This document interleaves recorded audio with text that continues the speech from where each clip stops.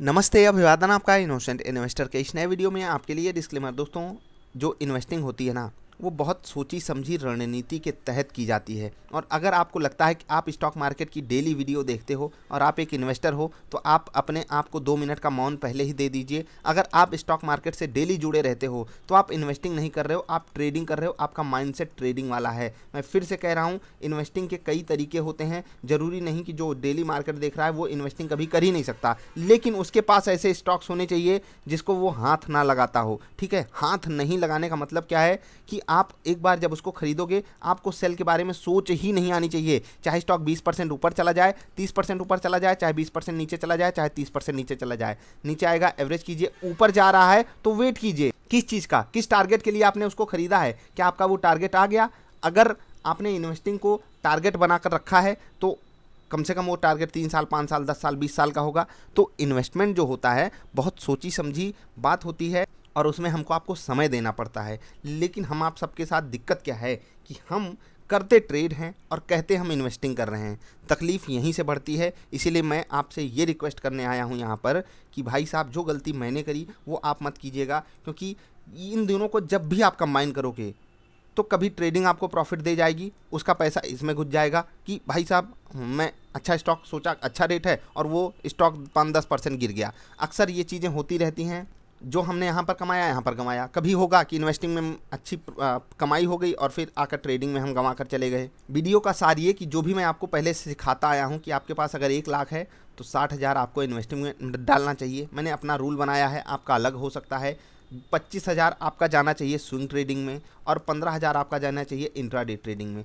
अगर आप इतने से अपने आप को अंडर कंट्रोल रख सकते हो तो आपको आगे बढ़ना चाहिए। अगर आपको लगता है कि ट्रेडिंग में रिस्क को और मिटिगेट करना है तो 10-15% ही डालिए। और जो लोगों को लगता है कि वो डेली स्टॉक मार्केट की वीडियोस देखते हैं और फिर भी वो इन्वेस्टिंग कर रहे हैं, सिर्फ इन्वेस्टिंग कर रहे हैं, तो आपको अपने लिए 2 मिनट का मौन जरूर रखना चाहिए। क्योंकि ये सोच आपकी बड़ी खतरनाक है।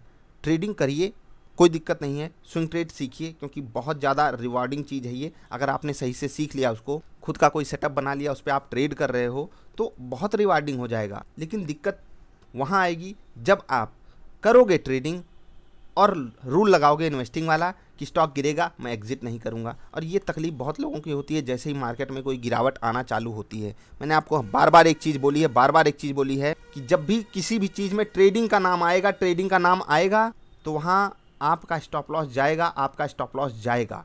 जब आपको यहाँ से यहाँ तक कोई मंजिल प्राप्त करनी होती है तो हमारी ग्रोथ एकदम लीनियर नहीं होती है। मान लेते हैं आपने 3 साल का या 4 साल का कोई कोर्स किया होगा ना, तो किसी सब्जेक्ट में अच्छे नंबर आ रहे हैं, कोई सब्जेक्ट गिरा दे रहा है, फिर अच्छे नंबर आए, फिर गिर जा रहे हो। किसी सब्जेक्ट में बैक लग गया, फिर आप उठे, फिर उससे बैक लग गया कहीं पर, फिर आप उठे, तो उतार चढ़ाव लगा होता है। ये जो उतार की बात मैं कर रहा हूँ, ये स्टॉप लॉसेस हैं हमारे आपके। हमारा पोर्टफोलियो, चाहे हम ट्रेडिंग कर रहे हो चाहे इन्वेस्टिंग कर रहे हो, ऐसे लीनियर वे में नहीं ग्रो कर सकता। इन्वेस्टिंग में तो चीज़ें अलग लेवल पे जाती हैं, वहाँ हम समय देते हैं। लेकिन काम करेंगे ट्रेडिंग वाला, रूल लगाएंगे इन्वेस्टिंग का कि गिरेगा तो मैं एग्जिट ही नहीं करूँगा।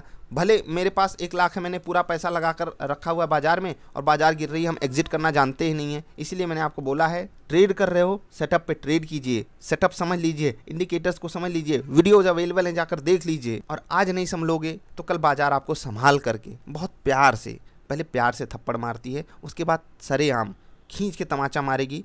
ऐसा तमाचा सरेआम मारती है कि आपको पता होगा आपके साथ क्या हो चुका है।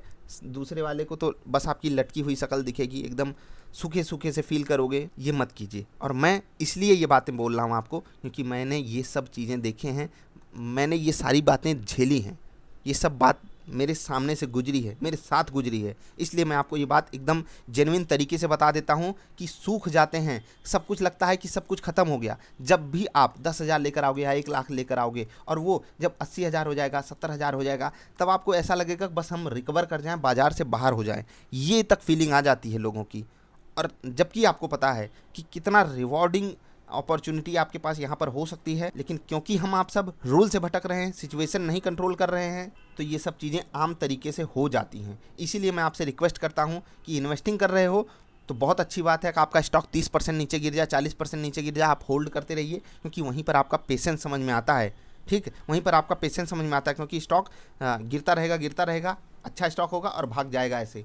तो आपको इस दिन के लिए इतने दिन परेशान होना पड़ेगा। और इसमें परेशान होने की ज़रूरत भी नहीं है। आप डेली मार्केट को नहीं ट्रैक कर रहे हो, डेली मार्केट को आप देखने नहीं आ रहे हो। डेली देख रहे हो तो आप इन्वेस्टिंग नहीं कर रहे हो। मैं ये आपको लिख कर दे सकता हूँ। आपका माइंडसेट ट्रेडिंग वाला है, आप बस बाजार से पैसे निकालना चाहते हो 2%, 4%, 6%, और गलती से बाजार गिर गई तो आपको लगता है कि आप लॉन्ग टर्म इन्वेस्टर बन गए। ये बहुत से लोग गलतियां करते हैं। देखो, इसमें कुछ बुरा नहीं है कि आपने कोई स्विंग ट्रेड लिया और आपको लग रहा है कि नहीं ये रिवर्स करेगा, मैं इसको इन्वेस्टमेंट के पोर्टफोलियो में भी डाल सकता हूं, तो वो आप कर सकते हो। मैं कुछ आपको ये नहीं कह रहा हूं कि आप बिल्कुल गलत ही चीज़ कर रहे हो, लेकिन अपनी एक बाउंड्री डिफाइन कीजिए कि मैं कर क्या रहा हूँ। वरना आप दूसरों के पास ऐसे मैसेजेस ही भेजते रह जाओगे कि मेरे से ये गलती हो गई, मेरे से ये गलती हो गई। अपने गलतियों की जिम्मेदारी खुद लेना सीखिए। अदरवाइज ये बाजार है, ये सबकी भगवान है। यहाँ पर ना मैं कभी सही हो सकता हूँ हमेशा, ना आप कभी सही हो सकते हो। जब आप गलत हो तो आपके साथ एक स्ट्रैटेजी होनी चाहिए जो आपको डिसीजन लेने में आपकी हेल्प कर सके। अदरवाइज तकलीफ बहुत है। मैंने आपको